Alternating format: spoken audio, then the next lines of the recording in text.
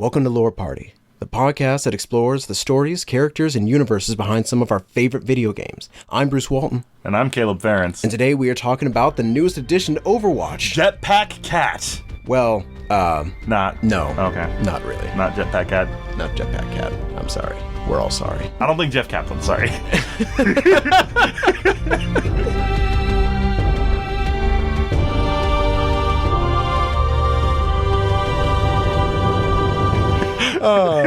Unfortunately and fortunately, the newest hero is a human. Brigitte? It's Brigitte. Brigitte-tah. Brigitte-tah. Brigitte. Brigitte. It is Brigitte Lindom.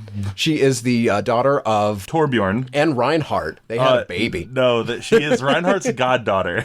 Yeah. Everyone keeps saying, oh, she's Reinhardt's daughter. No, she's Reinhardt's goddaughter. Yes. She is the daughter of good old Torbjorn and his beautiful wife. She is the newest addition. She's going to be fighting for the heroes. And she is just a really cool character. She's a support healer, but she's got kind of some hybrid stuff, and we're going to be able to talk about that. But more on her character. Brigitte, we'll just kind of talk about the pronunciation gaffe. She's kind of been in the Overwatch universe for quite some time, but we've only kind of seen her name, but not really heard it, and it's kind of led to a lot of different pronunciations. So a lot of people pronounce her name Brigitte. They are incorrect. This is not like the GIF thing where it doesn't actually matter, because this does actually matter. It's GIF.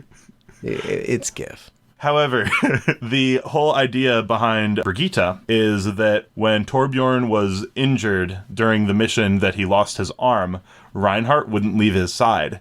And so to get Reinhardt to leave him alone, Torbjorn literally made the deal. My wife's pregnant. If you leave me alone, you can name our daughter. And so Reinhardt did it. Torbjorn had to roll with it. And he made Reinhardt her godfather on top of all of that. Yeah. So let's kind of describe her. For those who are listening, she's just this really nice brunette girl with a ponytail in just like a suit of armor like Reinhardt. And she's just got this cool flail mace thing. It's just like cool future flail mace, and then you've got a big a smaller shield than Reinhardt's, but pretty much the same thing. It does tie interestingly into how the gameplay and the lore are beginning to connect with each other in more and more interesting ways, however, because the way Brigitte-tah's in-game kit is designed, interestingly enough, ties very closely to Reinhardt's, where she often plays similarly to a mini Reinhardt. Let's first talk about just her origins. Her reveal was just a little bit more organic. It wasn't like a huge hype train. It was just sort of a happy discovery.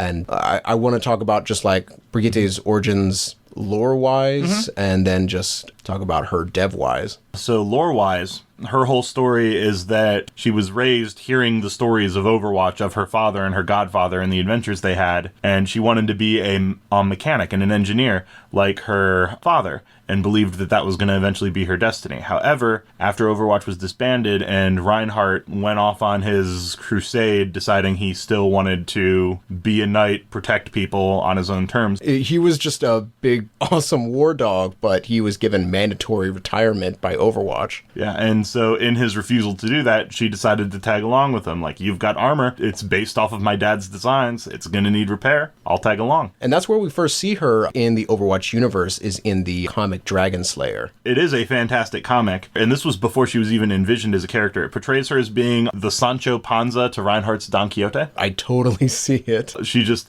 follows him as a sidekick, like just kind of being the ground of reality to his insanity. Yeah, and in the comic, he does have like just delusions of being a great knight just in the medieval times and fighting actual dragons, even though they're fighting a gang that's called the Dragons. It's hilarious. I love it. It's a beautiful comic. And so she was referenced and shown just throughout the lore, made cameos in like the Christmas comic and the Reinhardt animated short, and so on and so forth. And eventually she was introduced fully as a character, which in being introduced fully as a character, it revealed that in following Reinhardt around, she eventually decided that the best way to protect the people she cared about was not just to repair their armor after the battle, but to fight alongside them. That's like a thing she says with emphasis. It's actually one of Reinhardt's catchphrases, and she says it with just as much emphasis, if not more.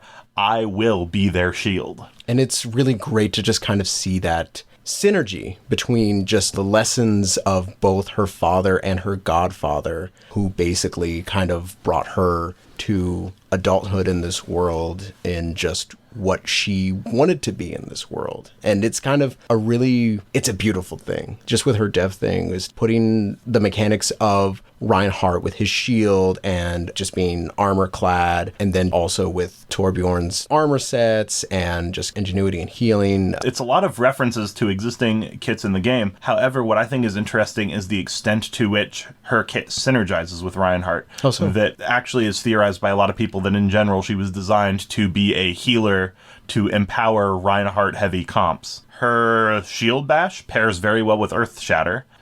She is built to be a healer on the front lines, and Reinhardt is a tank built to make the front lines direct. And so, like, Reinhardt as an anchor tank very much builds the type of engagement that Brigitte as a in-game character thrives in. It's interesting the extent to which the developers tied her actual in-game lore to her gameplay synergy, and it makes me wonder if this is something they're going to be more intentional about doing in the future if they add more characters designed to connect to existing things, because to my knowledge that isn't something they've ever done quite that directly to date. But she's a very special case because she's part of the generation that the Overwatch generation, kids who were just like born during the amazing times of peace and prosperity within the universe with Overwatch. She is a child of one of the greatest, minds during that time, and also the goddaughter of one of the greatest warriors for the Overwatch. And her entire kind of upbringing has been around just the great stories told by her parents and by her godfather,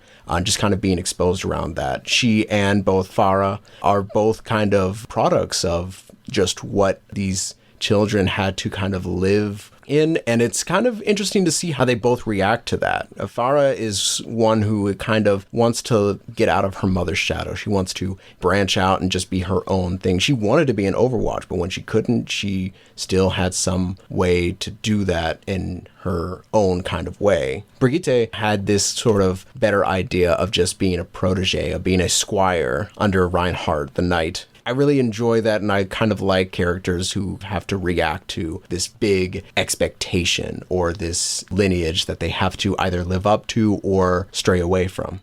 It's just so, into the world that they're building. And on top of that, her relationship to those existing characters, it's just so, odd and non-traditional, just given the fact that she has those connections to Reinhardt, to Torbjorn, and having those, which that's something that, with the possible exception of Ana, Overwatch is kind of kept to a minimum, having direct relatives or direct sidekicks, as it were, to existing characters with new introductions. So much about Brigitte just makes me interested in what Overwatch is going to do next with the characters that it introduces, especially since she's interesting as the only character to date who was introduced fully as a character before work began on her as a hero. That is actually, I didn't even think about that.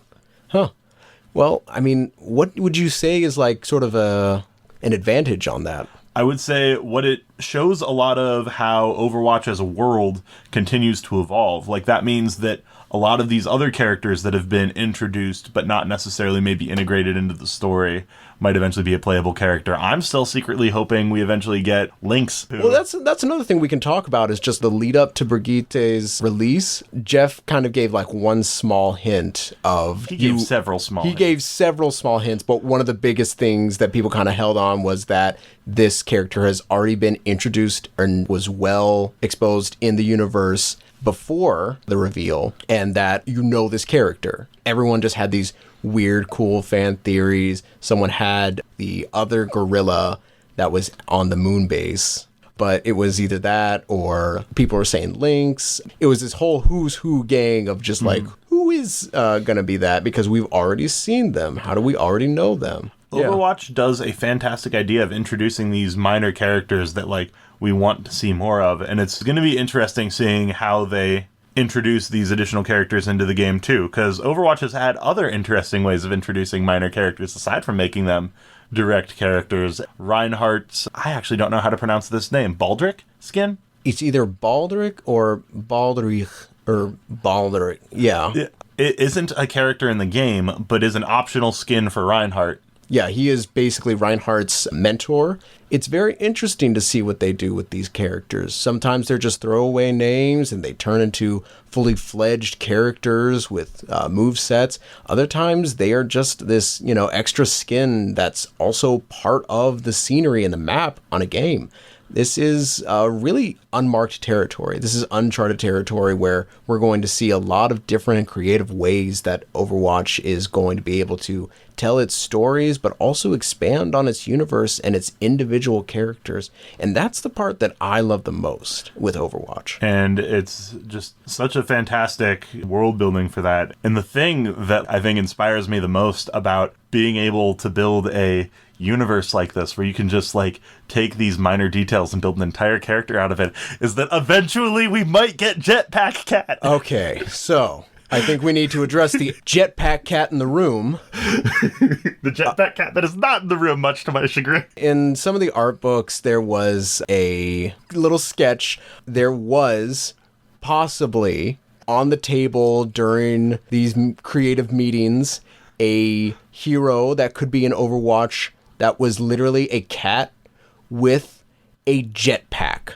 on its back. And then the developers... And it was the coolest thing. And then the developers thought, hey, we have a cat No one wants this. No one wants a feline flying around being cool as hell. No one wants that. Let's go with this other, literally any other idea character. All right, I am completely on your side with that. So yes, Jetpack Cat was a possible character. They didn't have it, but they showed us a cool sketch and it looked awesome. And they teased it. They teased it with this reveal of Brigitte because she has a cat and she loves cats. And there is a sketch clearly in one of the very, very last teasers before her reveal on a table where it shows the sketch of Jetpack Cat underneath some other papers and tools and stuff on her workbench. And everyone was losing their minds, including myself, because I was like, is this Jetpack Cat? Is this gonna be Jetpack Cat? Because we already, this isn't new ground. We have an animal hero, Winston. We could have this. We could easily have this. We could have but we Jetpack didn't. Cat. But okay, I still love you, Overwatch. But if this gets to Papa Jeff, bring Jetpack Cat to us. We need this. We need Jetpack Cat. I feel like a fifth of this was just Jetpack Cat. Honestly, I feel like a fifth of my heart is just Jetpack Cat. Only that much? 20% and rising. Is there anything else that we want to talk about Brigitte? Brigitte. I think it's Brigitte. It's Brigitte. You know what? Tomato. Watch the developer update. I heard Brigitte in the reveal thing. Well, you know what? I heard Jeff. I will kill you where you stand. I will die on this hill. I will fight you to the end. And so that wraps it up. We will see you next time. We will see you later, party people. Be sure to follow us on Twitter at lore_party because Laura still hasn't gotten back to us. Please, Laura, just get back to us. In the meantime, you can just go to loreparty.com. We didn't need an underscore there because Laura hadn't gotten to that one yet.